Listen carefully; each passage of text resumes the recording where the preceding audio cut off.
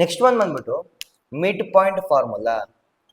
Mid point formula ನಿಮಗೆ concept ಮೇಲೆ sums ಮಾಡಿಸ್ತೀನಿ ಮಕ್ಕಳ.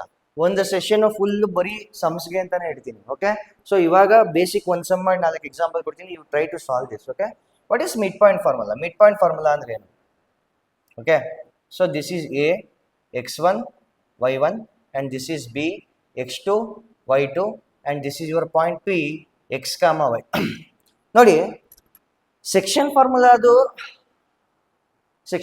ಯೂಸ್ ಮಾಡ್ಕೊಂಡು ಮಾಡೋಂಥದ್ದೇ mid point formula. Mid point ಅಂದ್ರೆ ಏನು? ಮಧ್ಯದಲ್ಲಿದೆ ಪಾಯಿಂಟ್ ಅಂತ.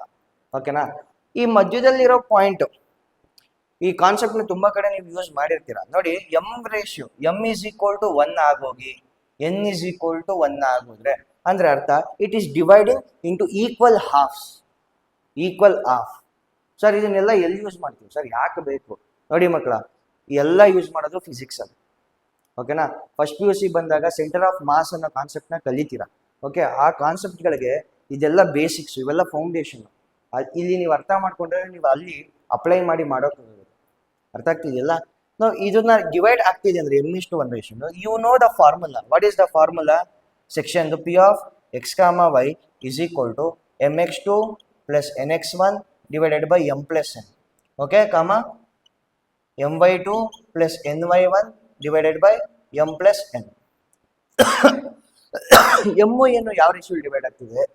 1 ರೇಷಿಯೋ ಡಿವೈಡ್ ಆಗ್ತಿದೆ. ಬರೀರಿ. So now it becomes, so P of x, y can be return as, ಇದು 1 ಕರೆಕ್ಟಾ? 1 ಅಂದ್ರೆ x2 ಬರುತ್ತಾ, ಪ್ಲಸ್ ಇದು 1 x1 ಬರುತ್ತಾ, ಡಿವೈಡೆಡ್ ಬೈ ಇದು 1 ಇದು 1. 1 + 1 ಏನಾಗುತ್ತೆ? 2 ಆಗುತ್ತೆ. ಕಾಮ y2 plus y1 divided by 2. ಈ ಫಾರ್ಮುಲಾ ಏನಂತ ಕರಿತೀರಾ? ಮಿಡ್ ಪಾಯಿಂಟ್ ಫಾರ್ಮುಲಾ ಅಂತ ಕರಿತೀರಾ. This is known as what formula? Mid point.